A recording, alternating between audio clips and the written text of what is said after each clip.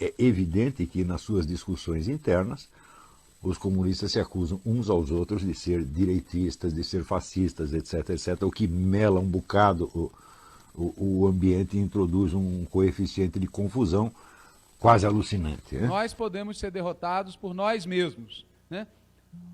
Muitos anos com uma estratégia que, na nossa opinião, é uma estratégia de direita, uma estratégia direitista. Isso quer dizer que você perguntar se um sujeito é comunista ou não, isso aí só leva você a confusão, porque você está supondo que existe uma equivalência entre uma crença interna, tá certo? E a sequência de ações que o indivíduo desenvolve. Que a maior parte dos recursos que financiam o dia a dia do PT nos últimos anos vem de doações empresariais. Do grau de dependência do PT em relação ao financiamento empresarial, não apenas para campanhas eleitorais, 8 minutos. mas para pagar os nossos gastos cotidianos. Tá, mas, em primeiro lugar, se nós encostássemos um personagem como Lula ou Dilma na parede e lhe pedíssemos para ele expor qual é a ideologia marxista, ele não saberia fazer isso. Quer dizer, não tem conhecimento, nem vamos dizer, integração de consciência, integração de atenção para poder explicar uma coisa dessa. Portanto, o que ele nos daria seria uma série de imagens relativamente confusas. Quando o Lula disse não sabemos que tipo de socialismo que queremos, ele disse uma coisa perfeitamente verdadeira, quer dizer, eles não sabem exatamente para onde estão indo. A única coisa que eles têm certeza é que é o grupo deles que tem que permanecer no poder e dirigir o processo. A América Latina pode, nesse momento, ser o grande farol para a nova esquerda que nós precisamos criar no mundo. Não vejo que é uma rua porque a modelo não serve para nós. Eu também não vou facilitar modelo para mim. E tampouco vai ter o stalinismo feliz para o modelo. Estou convencido que nós poderemos ter um novo modelo de esquerda. Eu acho que nós temos condições de apresentar as coisas novas que precisam ser apresentadas no mundo. Sabe, eu sei que muita gente ficou chateada quando eu falei que, graças a Deus, tinha caído o muro de Berlim para a gente poder pensar de novo. Que estava tudo muito certinho, estava todo mundo na cartilha, todo mundo já sabia o que ia acontecer, sabe? E não estava escrito na cartilha, e nem está escrito na cartilha hoje. Uma agenda de construção do novo. É disso que se trata, é disso que faz com que nós nos mobilizemos, e é disso que queremos que vocês saibam neste momento. E de estabelecer um novo mandato de mudanças. Trata-se de governar para fazer ainda mais do que já se fez.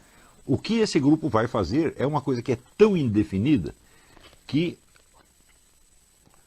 pode passar desde a ideia de, vamos dizer, de um governo de transição, ou seja, de um governo de acordos, como o próprio Lula disse, logo depois da sua primeira eleição.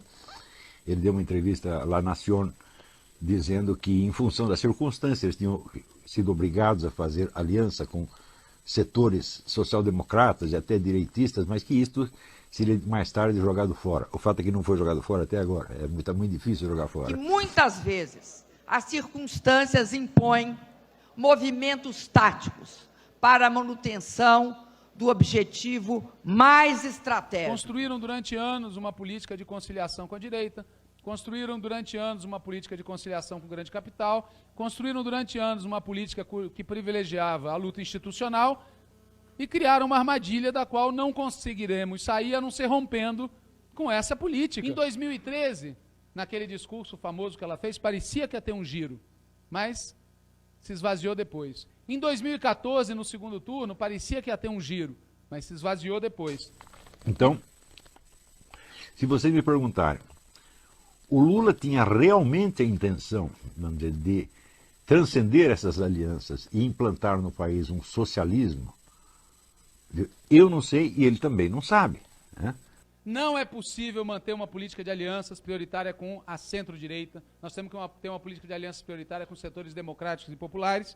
E não é possível manter a linha de conciliação de classe. Nós precisamos voltar a ter uma linha clara de enfrentamento do grande capital, enfrentamento da direita. Portanto, adotando uma outra estratégia. E é muito difícil adotar uma outra estratégia, não é fácil. E reconhecer essa necessidade de fazer o giro é muito complexo. Porque o poder é uma coisa mágica. O poder não é uma coisa mágica. Porque simplesmente ele não sabe quanto tempo ele vai durar. Ele não sabe quanto tempo ele vai ter nas suas mãos os meios de ação para isso. Então, o que é certo é que o indivíduo sabe o que ele está fazendo no momento. E a visão que ele possa ter do desenvolvimento posterior dos acontecimentos é geralmente nebulosa e contém um coeficiente de flexibilidade quase alucinante. Quer dizer, o governante pode fazer praticamente qualquer coisa, tá certo? E justificá-la em função ou de um hipotético objetivo futuro ou das contingências do momento.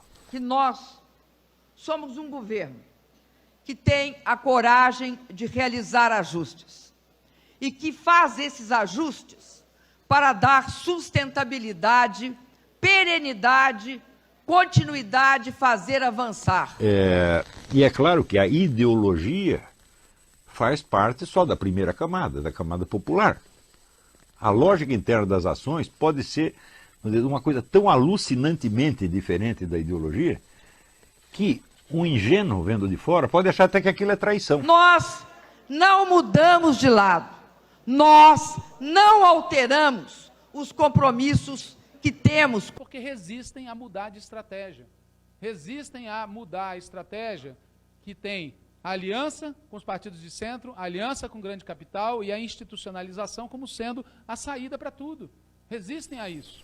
Então, por exemplo, todas essas alianças que o PT fez, né, nós podemos perguntar assim, o PT fez as alianças em público tendo um plano secreto de depois jogar fora os seus aliados e tomar o poder total, ou ao contrário, prometeu à militância que mais tarde ia jogar fora os aliados burgueses, tá certo? Mas por dentro sabia que não ia poder se livrar deles de maneira alguma e queria apenas se consolidar no poder com aliados e tudo, como está até hoje, aliás. Né? As duas coisas são verdade ao mesmo tempo. Ou seja, é a mesma coisa que você dizer, o partido não sabe exatamente o que ele vai poder fazer. Então, para uns ele promete uma coisa, para outros promete a coisa contrária, e ele está fazendo, na verdade, está fazendo as duas. Porque isso é o que o cenário real da ação permite. O primeiro mandato inteiro da companheira Dilma foi marcado por uma conflito de dois caminhos. Um caminho pode ser expresso por essa batalha contra o capital financeiro, o outro caminho pode ser simbolizado pelas concessões e pelas desonerações. São os dois caminhos. E o governo zigue-zagueou entre essas duas políticas. Em termos, vamos dizer, do conteúdo, seja do seu discurso ideológico, seja da lógica real das suas ações. A gente sempre tem que distinguir as duas coisas. E sempre dois níveis de discurso. Você tem um discurso puramente ideológico, que é para os militantes, as massas, em geral um discurso de autojustificação, e você tem a lógica interna da ação, que não é um discurso para as multidões, embora não seja necessariamente secreto, ele é um segundo nível, que é, vamos dizer, a articulação e o planejamento das ações de uma maneira a mais racional possível. É muito difícil, tá certo? Está sendo muito difícil convencer o governo de que é preciso mudar de linha.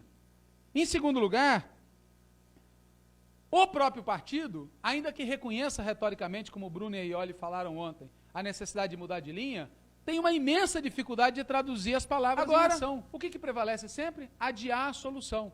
Como me disse várias vezes o companheiro Rui Falcão no pé de... Não, vamos ganhar primeiro, depois a gente faz o giro. Realmente precisa fazer. Chegamos no limite, vamos ganhar primeiro. Né? Vamos adiar as medidas. E sempre quando tomam medidas imperfeitas, atrasadas e imperfeitas. Que em conjunto, com todos os países, lançam um acordo agora com a União Europeia. Você nota esse contraste, por exemplo, se você examina a propaganda do PT e os discursos dentro do Foro de São Paulo. Não são a mesma coisa, evidentemente, nem poderia ser. Os discursos nas assembleias internas do próprio PT. Então, a simples existência desse duplo nível torna inviável você descrever as correntes em luta nos termos da sua, aspas, ideologia. e o Levi é a expressão disso. Nós ganhamos a eleição e o Levi aplica o programa que o Armínio Fraga estaria aplicando. Quer dizer, o discurso ideológico ele já é ambíguo por sua própria natureza. O Lula tem expresso em vários locais que é, na nossa opinião, ambígua, para dizer o mínimo. Não dá para, ao mesmo tempo, dizer mobilizem-se e Dilma aprove as medidas provisórias. Qualquer que seja o caso, os nomes das correntes ideológicas nunca servem para você descrever um curso de ação real, embora eles sejam um componente inevitável.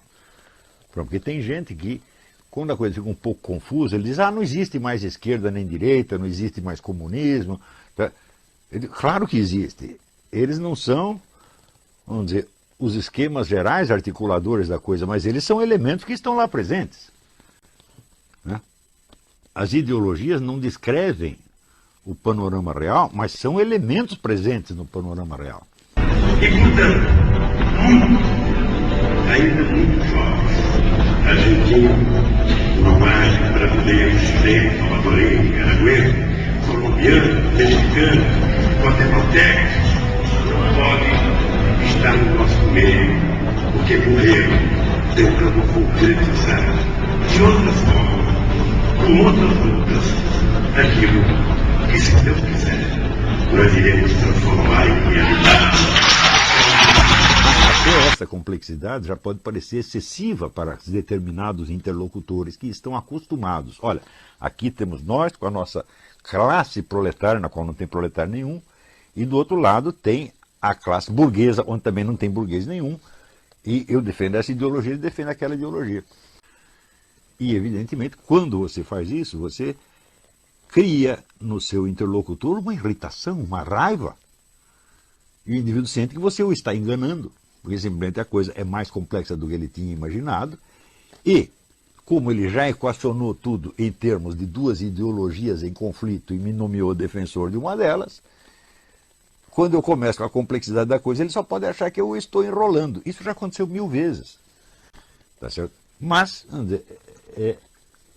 esse é, na verdade, o problema, talvez o problema mais sério do Brasil. Quer dizer, é uma camada imensa de pessoas ineptas e que tomaram partido de alguma coisa na qual elas acreditam. E acreditam que o seu interlocutor está fazendo a mesma coisa.